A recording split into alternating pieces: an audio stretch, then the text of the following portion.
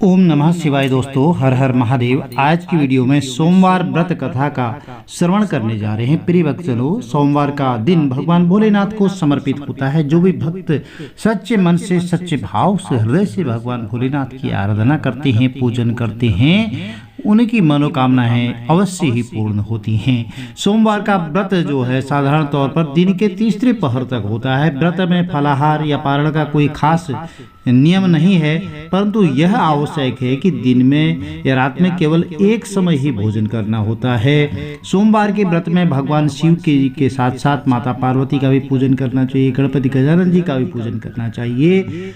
सोमवार का व्रत करने से व्यक्ति को मनोवांछित फलों की प्राप्ति होती है। चलिए सोमवार व्रत कथा का श्रवण करते हैं। कथा श्रवण करने के बाद हमें भोग, आरती यह सब करनी चाहिए, प्रसाद वितरण करना चाहिए सभी भक्तजनों में, परिवार में, और कथा को हमें एकाग्र चित्त होकर के श्रवण करना चाहिए। चलिए कथा आरंभ करते हैं। बोले शंकर भगवान की जय, गणपति गजानन महाराज की जय, बोली पार्वती मैया की जय। एक बहुत धनवान साहूकार था, जिसके घर धन आदि किसी प्रकार की कोई कमी नहीं थी, परंतु उसको एक दुख सताता था कि उसकी कोई संतान नहीं थी। तो वह इस चिंता में दिन रात लगा रहता था। वह पुत्र की कामना के लिए प्रत्येक सोमवार को भगवान भोलेनाथ का व्रत करता था, पूजन करता था, और सायंकाल को शिव मंदिर में जाकर के शिव जी के श्री विग्रह स्वरूप के सामने जो है दीपक जलाया करता था। उसके इस भक्ति भाव को देख करके एक समय श्री पार्वती जी ने भगवान शिव से कहा कि हे महाराज, यह साहूकार आपका बहुत ही बड़ा भक्त है और सदैव आपका व्रत और पूजन बड़ी श्रद्धा भाव से करता है, तो इसकी मनोकामना आपको अवश्य ही पूर्ण करनी चाहिए। तो भगवान भोलेनाथ ने कहा, हे पार्वती, यह संसार जो है कर्म क्षेत्र है।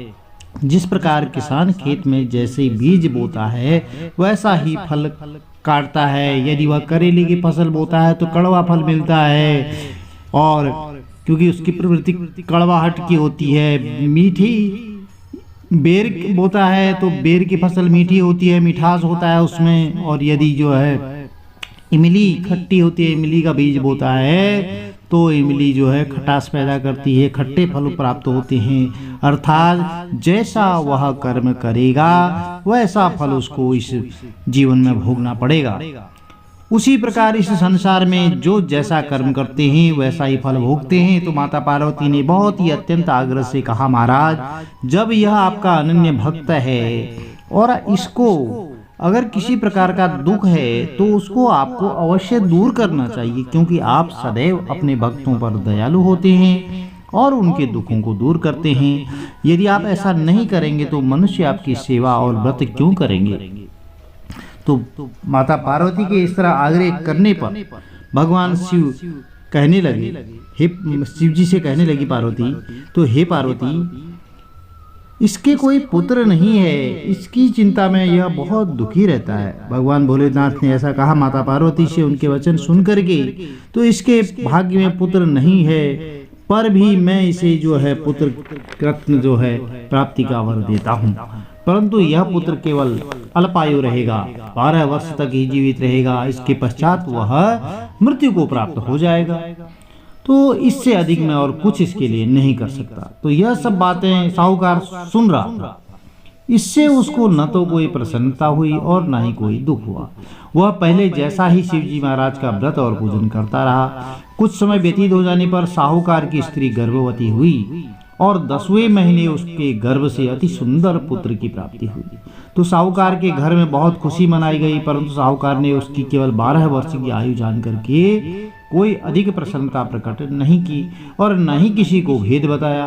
तो जब वह बालक 11 वर्ष का हो गया तो उस बालक की माता ने उसके पिता से विवाह आदि के लिए कहा। तो साहूकार कहने लगा कि मैं अभी इसका विवाह नहीं करूंगा और कुछ समय बाद करूंगा, अपने पुत्र को अभी मैं काशी जी पढ़ने के लिए भेजूंगा। फिर साहूकार ने अपने साले यानी कि बालक के मामा को बुला लिया और उसको बहुत सारा धन देकर के कहा, तुम इस बालक को काशी जी पढ़ने के लिए ले जाओ और रास्ते में जिस भी स्थान पर जाओ यज्ञ करते और ब्राह्मणों को भोजन कराते हुए जाना।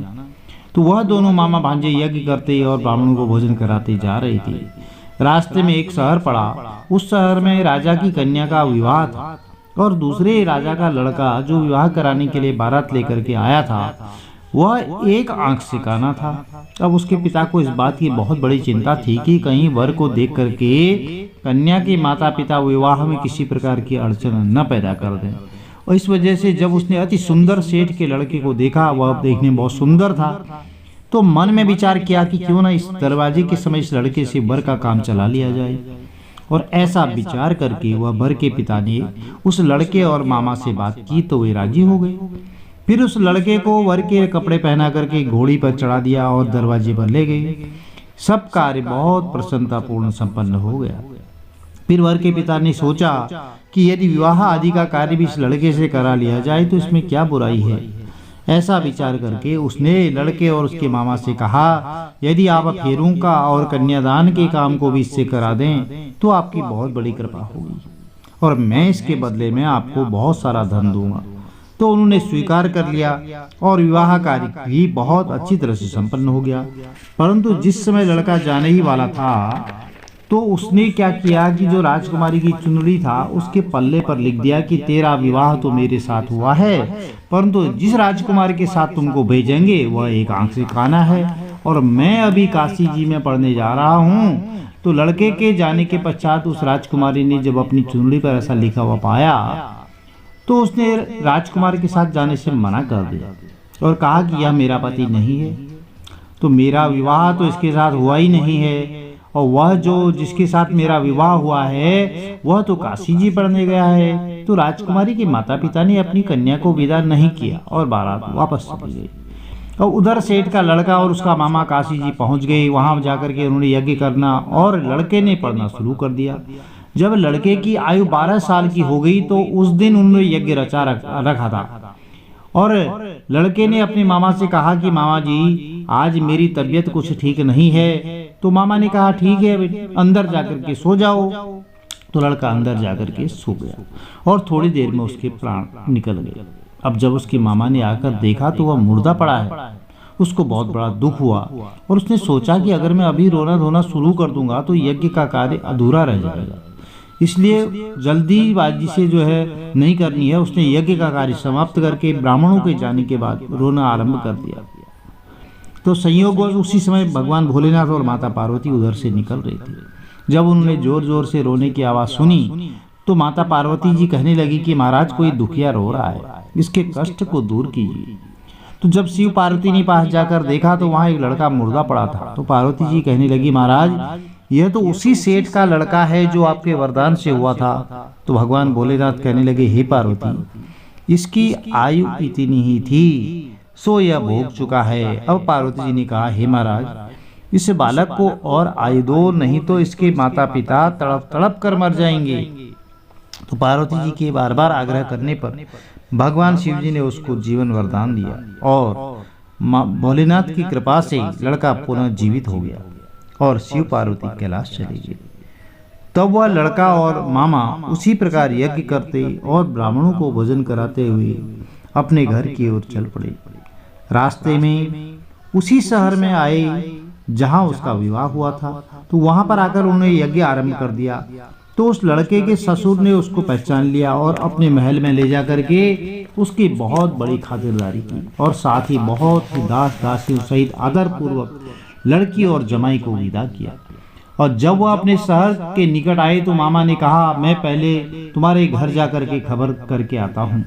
जब उस लड़के का मामा घर पहुंचा तो लड़के के माता पिता घर की छत पर बैठे थे और यह प्रण कर रखा था कि यदि तुम्हारा पुत्र सकुशल लौट आया तो हम राजी खुशी से नीचे आ जाएंगे और यदि नहीं तो हम छत से गिर करके अपने प्राण त्याग देंगे।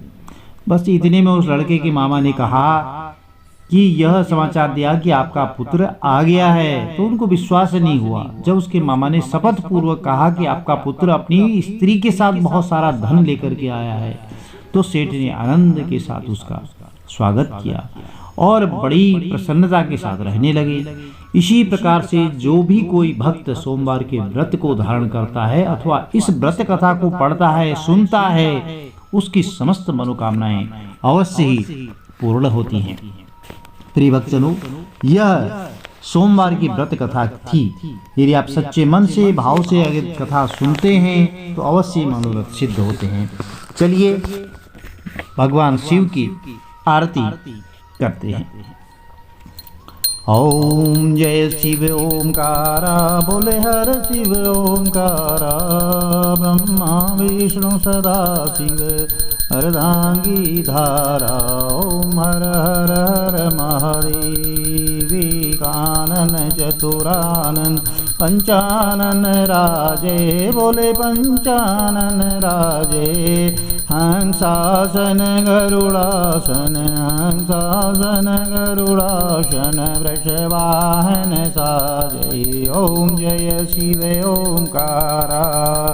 दो भुजे चार चतुर भुज, दस भुजे अति सोहे, बोले दस भुजे अति सोहे। तीनों रूप निरखता, त्रिगुणारूप निरखता, त्रिभुवन जन मोहे। ओम हर हर हर महादेव। वक्षमाला वनमाला मुंडमाला धारी, बोले मुंडमाला धारी। चंदन मृग मद सोहे, चंदन मृग मद सोहे, वाले शुभकारी। ओम हर हर हर महादेव। श्वेतांबर पीतांबर बाघंबर अंगी, बोले बाघंबर अंगी। शनकादिक ब्रह्मादिक, शनकादिक ब्रह्मादिक, भूतादिक संग। ओम हर हर हर महादेव। कर के मध्य कमंडल, चक्र त्रिशूल धरता, बोले चक्र त्रिशूल धरता। जग करता दुख हरता, सुख करता दुख हरता, जग पालन करता। ओम हर हर हर महादेव। ब्रह्मा विष्णु सदा शिव जानत अविवेका, बोले जानत अविवेका। प्रणवाक्षर के मध्य, प्रणवाक्षर के मध्य, ये तीनों एका। ओम हर हर हर महादेव। त्रिगुण स्वामी जी के यार, जो कोई नर गावे, बोले प्रेम सहित गावे। कहत शिवानंद स्वामी मन भजत हरिहर स्वामी, मन वांछित फल पावे।